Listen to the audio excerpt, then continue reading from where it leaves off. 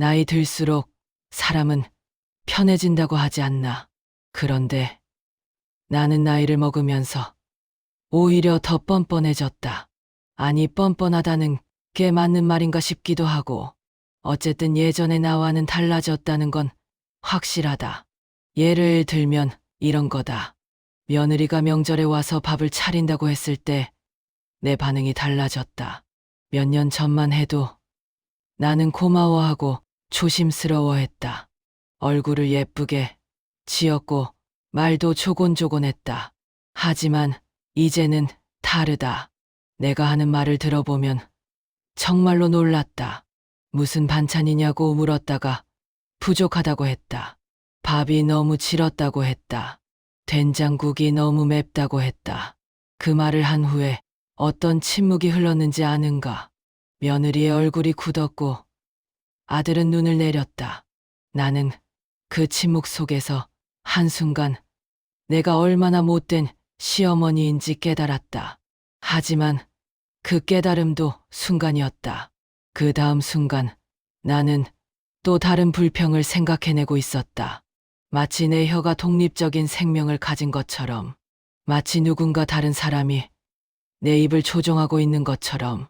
명절이 끝나고 아들이 집에 돌아갔을 때의 그 허전함, 그 허전함이 얼마나 큰지 모른다. 며느리가 주방에서 밥상을 정리하고 있고, 손녀들은 자기들 짐을 챙기고 있고, 아들은 자동차 열쇠를 찾고 있는데, 그 장면을 보면서 내 가슴이 철렁 내려앉았다. 이들이 떠나면 또 내가 혼자가 된다는 생각이 드는 거다. 아들이 떠나는 날 아침 내가 한 말이 뭐였는가. 자꾸만 놀러 안 오냐고. 자기 어머니를 너무 소홀히 한다고. 그 말을 하면서 나는 아들의 얼굴이 어떻게 변했는지 봤다. 아들의 눈빛이 어떻게 달라졌는지 봤다.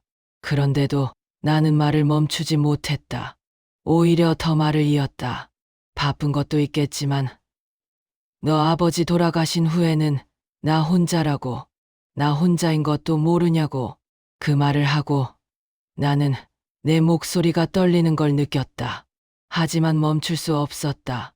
나는 계속 말했다. 너 아버지가 있을 때는 내가 얼마나 행복했는지, 하루하루가 얼마나 의미 있었는지. 그런데 지금은 어떤가? 아침마다 일어나는 게 힘들지 않냐고. 그 말을 하고 난 후 아들은 아무 말도 하지 않았다. 그냥 짐을 챙겼다. 마스크를 쓰고 문을 열었다. 나는 뒷모습만 봤다. 돌아서지 않는 아들의 등만 봤다. 그 등이 얼마나 멀어 보였는지. 그리고 지금 이 순간에도 내 가슴 한구석에는 남편이 돌아가신 후로 내가 얼마나 혼자인지에 대한 서운함이 남아있다.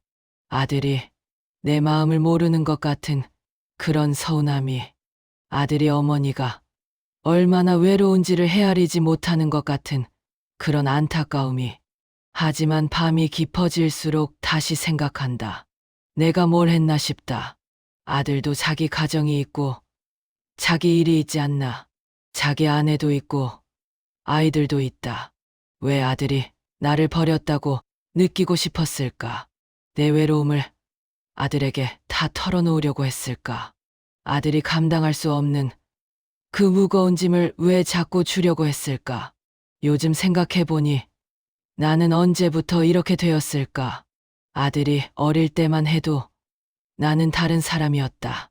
그때는 아들의 웃음이 내 모든 것이었다.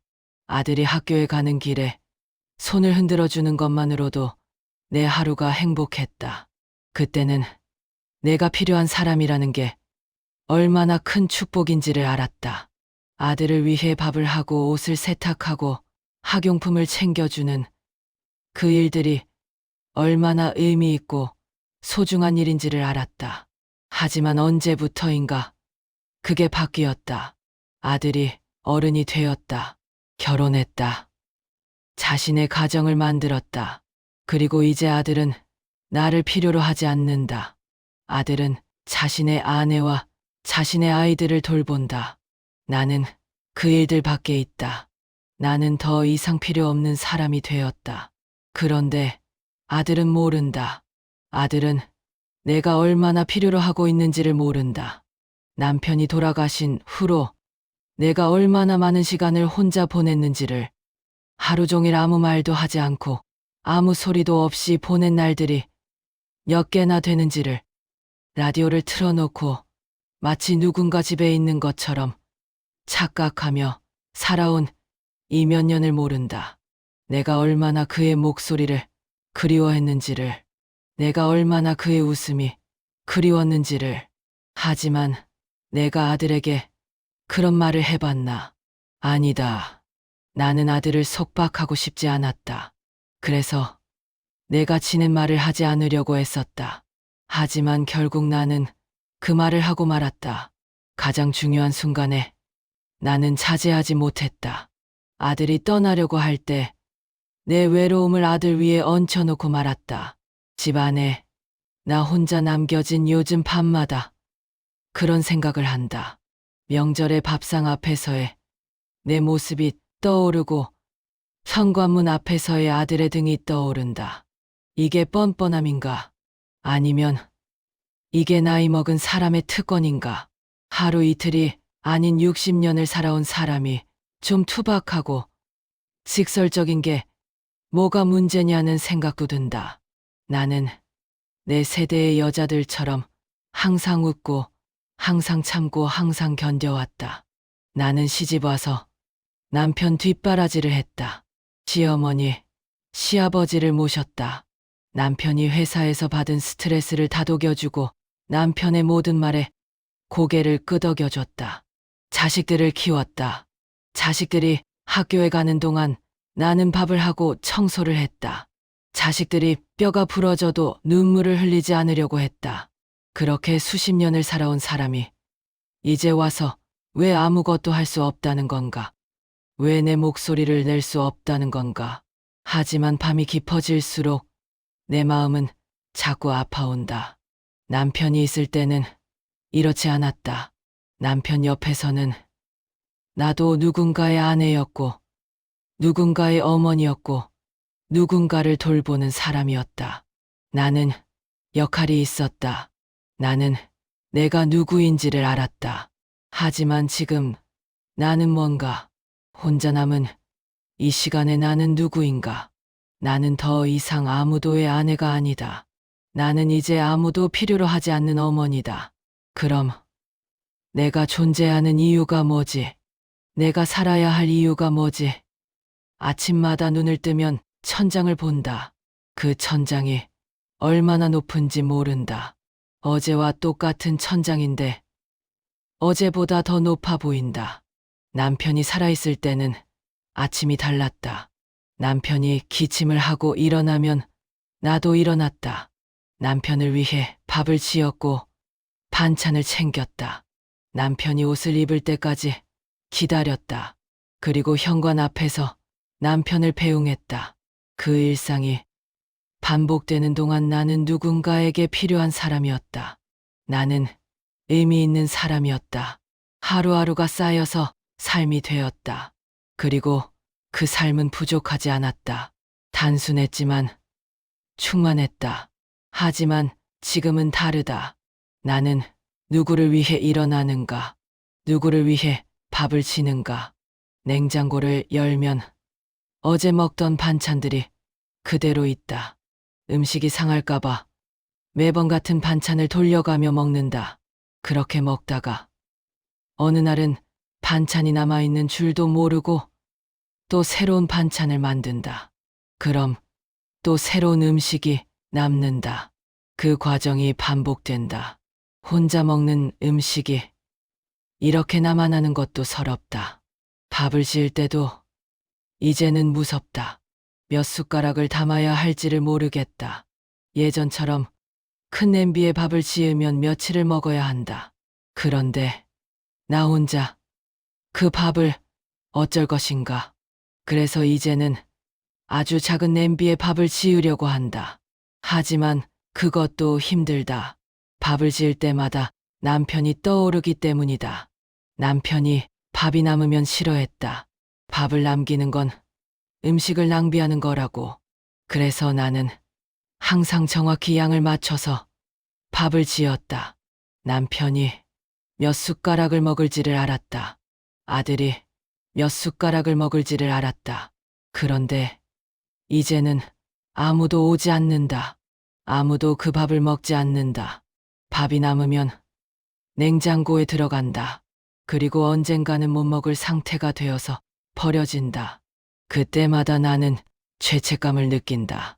마치 내가 무언가를 낭비한 죄인인 것처럼.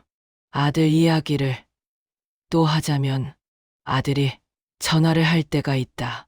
어머니 밥은 잘 챙겨 먹고 있냐고, 감기 걸린 건 아니냐고, 그런 말을 할 때 나는 뭐라고 대답해야 할지 모르겠다.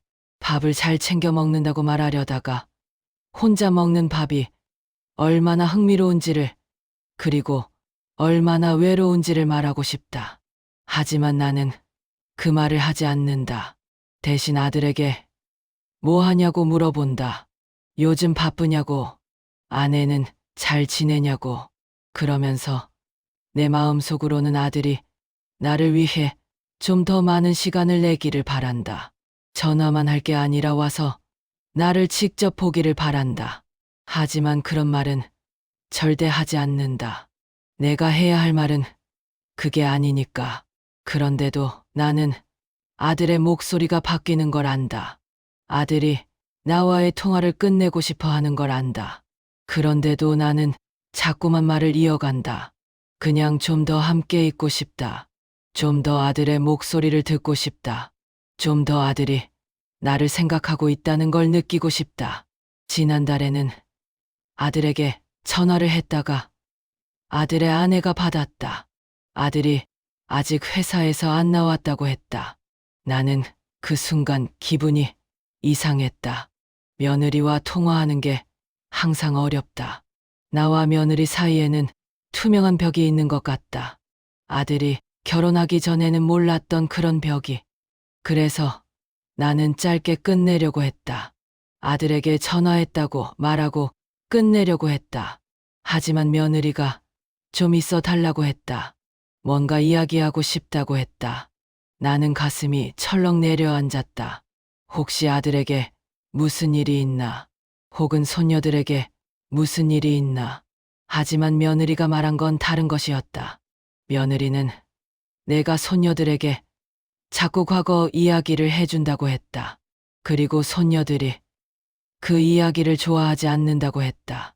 손녀들이 할머니를 만나는 게 걱정된다고 했다. 할머니가 또 옛날 얘기를 할까봐, 또 자신들을 자책할까봐. 나는 그 말을 들으면서 얼마나 놀랐는지 모른다. 내가 손녀들을 자책했나. 나는 단지 내 경험을 나눴을 뿐이다. 내 시대에는 어떻게 살았는지를 얘기해 줬을 뿐이다. 그게 왜 자책이 되는가? 며느리는 다르다. 며느리와는 대화가 어렵다. 며느리와는 말이 자꾸만 엇갈린다. 지난주에도 그랬다. 며느리가 전화를 했다. 아이들이 이번 겨울방학에 뭘 할지를 놓고 이야기를 나눠야 한다고 했다. 그 말을 들으면서 나는 자동으로 내 입이 움직이는 걸 느꼈다. 너희 아이들 겨울방학 계획이 뭐냐고 물었다. 그리고 밑도 끝도 없이 내 시대에는 겨울방학이라고 해도 집에서 엄마 심부름만 했다고 말했다. 밖에도 못 나가고 친구들도 못 만나고 그 대신 나는 엄마를 도와서 좀 더 자립심 있는 아이가 되었다고. 그런데 요즘 아이들은 뭐 하는 거냐고.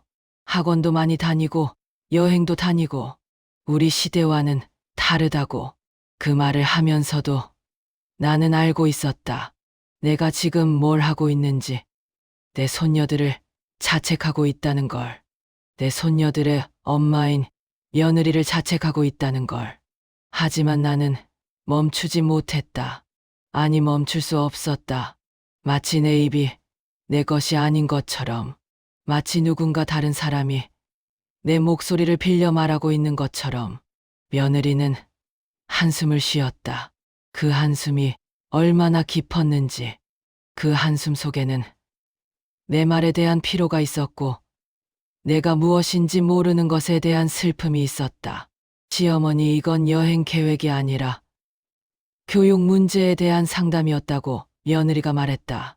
내가 아이들을 이해하지 못하는 게 문제가 아니라 아이들이 어떻게 성장해야 하는지를 두고 이야기하려고 했다고. 자기는 시어머니의 경험을 부정하는 게 아니지만 지금 우리 시대는 다르다고. 좀 더 열린 마음으로 아이들을 봐줄 수 없겠냐고.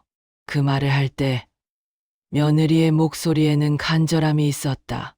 마치 자기가 누군가에게 도움을 청하는 목소리처럼, 마치 시어머니가 조금만 자신을 이해해주면 좋겠다는 간절함이 있었다. 그 말을 들었을 때 나는 얼마나 부끄러웠는지 모른다. 하지만 동시에 얼마나 화났는지도 모른다. 내가 뭐 잘못했다고. 나는 단지 내 의견을 말했을 뿐이다. 내 경험을 나눴을 뿐이다. 왜 자꾸만 내가 잘못된 것처럼 느껴야 하는가? 왜 내가 항상 먼저 사과해야 하는가? 이 나이가 먹도록 살아온 사람의 말은 왜 항상 상처가 되어야 하는가? 내가 너무 오래 살아온 건가? 내가 너무 오래 버텨온 건가? 이제는 내 말도 할 수 없는 건가? 내 경험도 나눌 수 없는 건가? 내가 살아온 60년이 아무것도 아닌 건가? 그런데 또 밤이 되면 생각이 달라진다. 손녀들의 얼굴이 떠오른다. 손녀들이 나를 바라볼 때 그 눈빛이 예전 같지 않다. 예전에는 할머니를 좋아했다. 손녀들이 나를 보면 웃었다. 품에 안겼다. 그런데 지금은 조심스러워한다. 마치 내가 언제 또 뭘 말할지 모르는 무서운 사람인 것처럼, 마치 내가 언제 또 자신들을 상처 줄지 모르는 사람인 것처럼. 내가 그런 사람이 되었나? 이 외로움을 채우기 위해 내가 주변 사람들을 밀어낸 건 아닐까? 내가 혼자 있고 싶지 않아서 아들을 붙잡은 건 아닐까? 내가 의미 있는 사람이고 싶어서 손녀들을 판단한 건 아닐까? 그런 생각을 하면서 나는 계속 혼자다. 밤도 혼자 보내고 아침도 혼자 맞이한다. 아들에게 전화를 할 수 없다. 또 내가 아들의 짐이 될까봐. 또 내가 아들을 멀게 만들까봐. 그래서 나는 아들을 기다린다. 아들이 먼저 전화를 할 때까지. 하지만 아들의 전화도 자꾸만 짧아진다. 아들도 바쁘고 나도 할 말이 없다.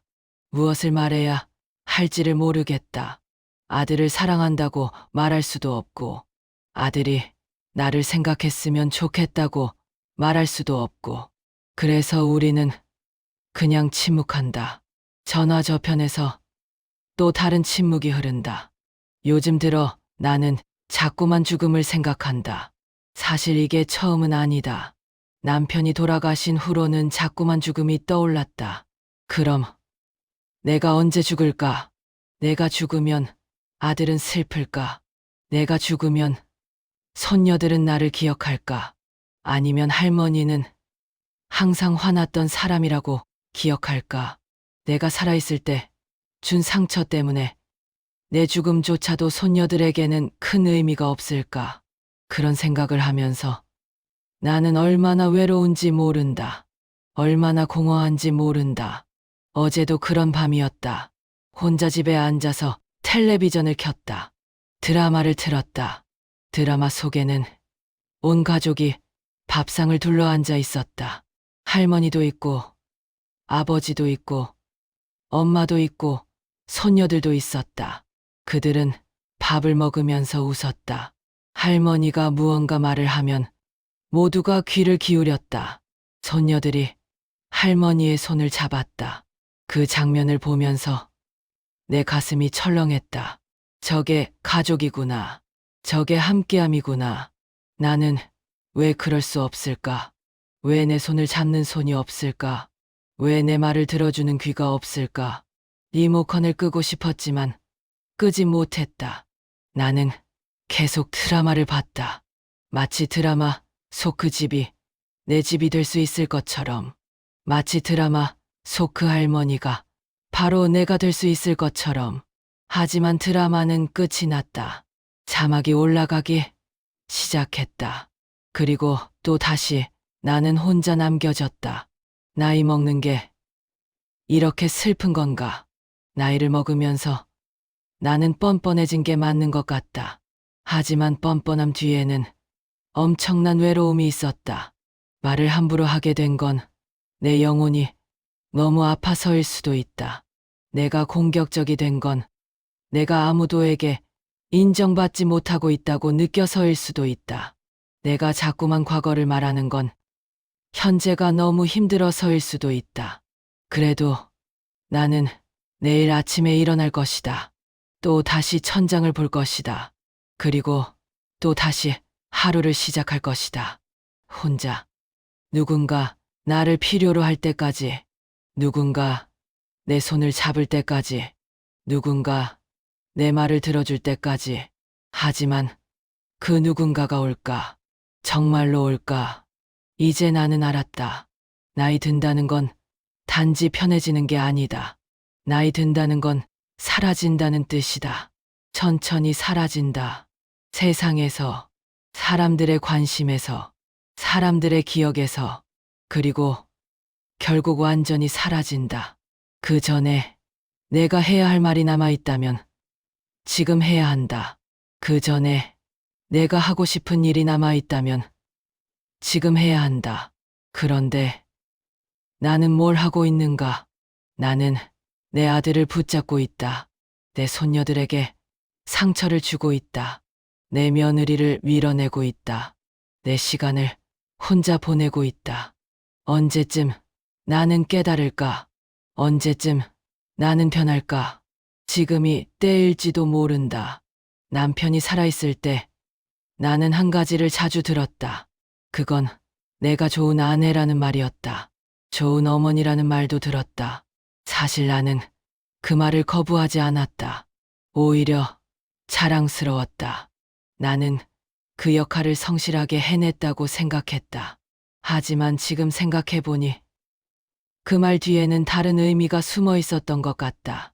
착한 여자, 순종적인 여자, 자기 욕심을 내려놓은 여자, 그런 뜻이 아니었을까? 명언을 하나 들은 적이 있다. 행복은 타인을 통해 얻는 게 아니라 스스로를 통해 얻는 것이라는 말이다. 그 말을 들었을 때 나는 피식 웃음이 나왔다. 내가 지난 60년을 어떻게 살았는지를 생각해보면 그건 불가능한 일이었다. 남편을 통해 행복을 찾았다. 아들을 통해 행복을 찾았다. 손녀들을 통해 행복을 찾았다. 내 스스로를 통해 행복을 찾은 적이 없었다. 내가 뭘 좋아하는지도 모르고 내가 뭘 원하는지도 모르면서 하지만 요즘 들어 그 말이 자꾸만 떠오른다. 만약 내가 남편이 돌아가신 후에 스스로를 통해 행복을 찾으려고 했다면 어땠을까? 만약 내가 아들이 성장해서 내 곁을 떠났을 때 그걸 당연한 일로 받아들이고 내 스스로의 삶을 찾으려고 했다면 어땠을까? 만약 내가 지금 이 순간에 내가 뭘 하고 싶은지를 생각해 본다면 어떨까? 나는 일요일마다 교회에 간다. 그곳에서 목사님이 자주 말씀하신다. 용서라는 말씀을, 다른 사람을 용서하는 것도 중요하지만 가장 먼저 자신을 용서해야 한다고. 그 말씀을 들을 때마다 나는 눈물이 난다. 왜냐하면 내가 나 자신을 용서한 적이 없었기 때문이다. 남편에게 화낸 자신을 용서하지 못했다. 아들에게 상처를 준 자신을 용서하지 못했다. 손녀들을 판단한 자신을 용서하지 못했다. 대신 나는 자신을 계속 자책했다. 자신을 벌주려고 했다. 그런데 그 자책이 결국 다른 사람들에게 상처가 되었다. 어디선가 본 말이 있다. 상처받은 사람이 상처를 준다는 말이다. 내가 외로워했으니까 내 아들을 붙잡았다. 내가 의미 있고 싶었으니까 내 손녀들을 판단했다. 내가 내 자신을 사랑하지 못했으니까 다른 사람들도 사랑하지 못했다. 그건 내 탓이 아니라고 생각하고 싶다. 나는 내 세대의 여자들처럼 살아왔을 뿐이다. 우리 시대의 여자들은 다 그렇게 살았다. 희생하고 참고 견뎌냈다. 하지만 누군가는 그 악순환을 끊어야 한다. 누군가는 자신을 먼저 사랑해야 한다. 그리고 그 누군가가 나일 수도 있다. 한 가지 더 있다. 늙음이란 죽음과의 거리가 줄어드는 것을 의미한다는 말이다. 우리는 모두 죽음 앞에 평등하다. 아들도 죽을 것이고, 손녀들도 죽을 것이고, 나도 죽을 것이다. 그렇다면 그 전에 내가 해야 할 일은 뭐일까? 내 아들을 붙잡는 게 맞을까? 내 손녀들을 판단하는 게 맞을까?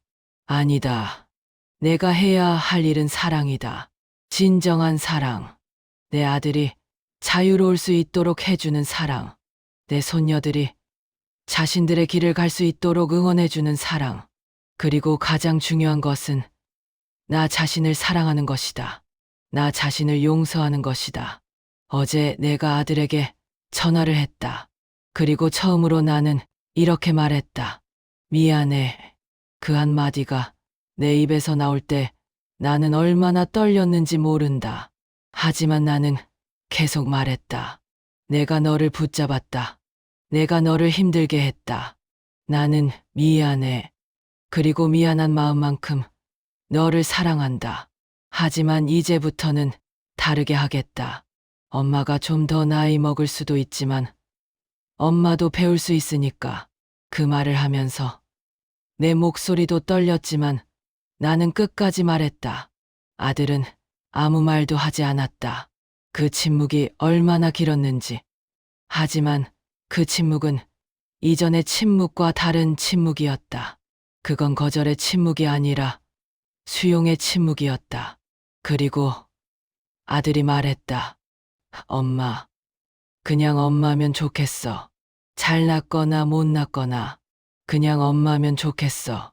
그 말을 듣는 순간 나는 모든 게 무너지는 걸 느꼈다. 아들은 나를 판단하지 않았던 거다. 아들은 나를 개선하려고 했던 것도 아니었다. 아들은 단지 엄마인 나를 원했던 거다. 그 순간 나는 깨달았다. 내가 얼마나 잘못된 기대를 하고 있었는지를. 그 말을 들었을 때 나는 울었다. 마이크 너머로 아들도 울고 있는 게 들렸다. 우리는 그렇게 울었다. 거리를 두고 전화선을 통해. 하지만 그 눈물은 우리를 연결했다. 아들은 나를 위해 울고 있었다.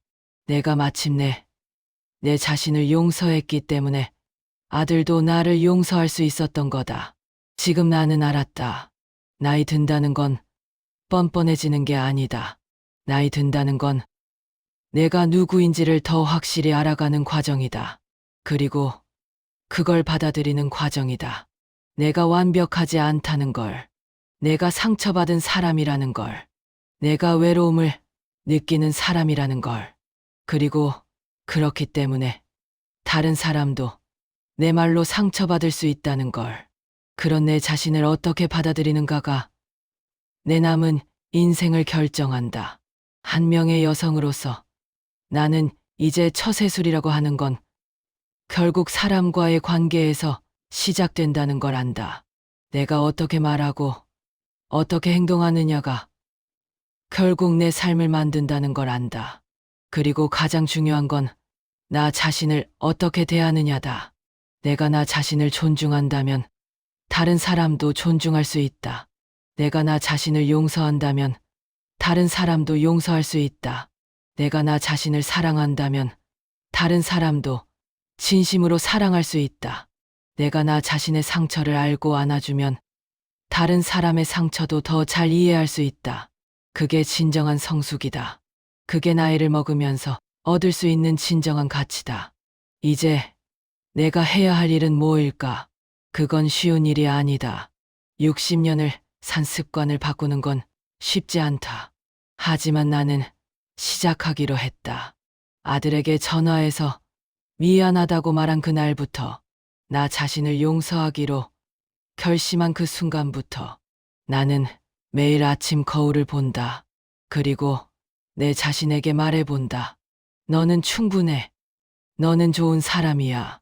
너는 실수했지만 그건 너 때문이 아니야. 너는 상처받았고 그 상처로 인해 누군가에게 상처를 줬을 수도 있어.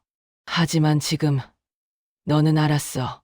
그리고 변하려고 하고 있어. 그것만으로도 너는 충분해. 남편이 생전에 나에게 자주 해준 말이 있다. 넌 충분해라는 말이다. 처음에 나는 그 말의 의미를 몰랐다. 내가 뭐가 충분한가? 나는 항상 부족했다. 주부로서도 부족했고 어머니로서도 부족했다고 생각했다. 하지만 남편은 계속 말했다. 넌 충분해. 넌 정말로 충분해. 남편이 돌아가신 후 한참이 지나서야 나는 그 말의 의미를 깨달았다. 내가 뭔가를 완벽하게 잘했기 때문에 충분한 게 아니었다. 단지 내가 존재하고 있기 때문에 충분했던 거다. 내가 거기 있기 때문에 충분했던 거다. 그리고 지금 이 순간에도 그건 변하지 않는다. 내가 완벽하지 않아도 나는 충분하다. 내가 아들을 붙잡지 않아도 나는 충분하다. 내가 소녀들을 판단하지 않아도 나는 충분하다. 단지 내가 여기 있다는 것만으로, 내가 살아있다는 것만으로, 내가 계속 배우고 계속 변하려고 노력한다는 것만으로 어제 손녀가 나를 그렸다. 손녀의 그림에는 내가 웃고 있었다. 내가 손녀의 손을 잡고 있었다. 내가 꽃다발을 들고 있었다. 손녀는 내가 꽃을 들은 이유가 뭐냐고 물었다. 나는 그냥 할머니가 이쁘다고 생각했다고 답했다. 손녀는 웃었다. 그리고 내게 안겼다. 그 따뜻한 품 안에서 나는 깨달았다. 이것만으로도 충분하다는 걸. 내가 내 자신을 사랑할 수 있다면, 이 정도면 충분하다는 걸. 이제 나는 알았다. 나이 들어간다는 건 끝이 아니다. 그건 시작이다. 진정한 나 자신과의 만남의 시작이다. 내가 누구이고 무엇을 원하고 어떻게 사랑해야 하는지를 배우는 시작이다. 그리고 그걸 통해서 남은 여생 동안 내가 진정한 의미에서 존재할 수 있다는 걸. 나는 이제 매일을 의미 있게 살아가고 싶다. 내가 할 수 있는 최선을 다하고 혹시 실수를 하면 그걸 받아들이고 그리고 내 자신과 주변 사람들을 사랑하면서 나이는 숫자일 뿐이다. 진정한 나이는 우리가 얼마나 많은 실수를 했고 그걸 통해 얼마나 성장했는가에 있다. 나는 이제 나이 먹고 싶다. 뻔뻔하지 않게, 성숙하게, 그리고 사랑스럽게. 내가 아직 배울 게 많다는 걸 알면서 내가 여전히 부족하다는 걸 인정하면서 하지만 그렇기 때문에 다른 사람을 더 잘 이해할 수 있다는 걸 믿으면서 겨울은 춥다. 하지만 봄은 반드시 온다. 나는 지나간 겨울 동안 많은 것을 잃었다. 하지만 남은 시간 동안 나는 많은 것을 얻을 수 있을 거라고 믿는다. 아들의 용서를 얻었듯이, 손녀의 사랑을 되찾았듯이, 나 자신을 사랑할 수 있게 되었듯이, 이제 내일 아침이 기다려진다. 또 다시 천장을 볼 것이다. 하지만 이번엔 다른 마음으로 볼 것 같다. 그건 더 이상 높기만 한 천장이 아니라 내가 살아있다는 증거인 천장이 될 거다. 그리고 나는 일어날 것이다. 아들을 위해, 손녀를 위해, 그리고 무엇보다 나 자신을 위해. 왜냐하면 나는 충분하니까. 나는 사랑받을 자격이 있으니까. 나는 행복해질 권리가 있으니까. 지금 이 순간이 내 인생의 새로운 시작이다. 그리고 나는 그걸 축하하고 싶다. 내가 드디어 나 자신을 사랑하기로 결심했으니까. 내가 드디어 타인의 삶이 아닌 내 삶을 살기로 결심했으니까. 내가 드디어 성숙해지기로 결심했으니까. 나이 드는 건 아름답다. 왜냐하면 그건 내가 계속 살아있다는 뜻이고, 내가 계속 배우고 있다는 뜻이고, 내가 계속 사랑할 수 있다는 뜻이기 때문이다. 구독, 좋아요, 알람 설정은 사랑입니다.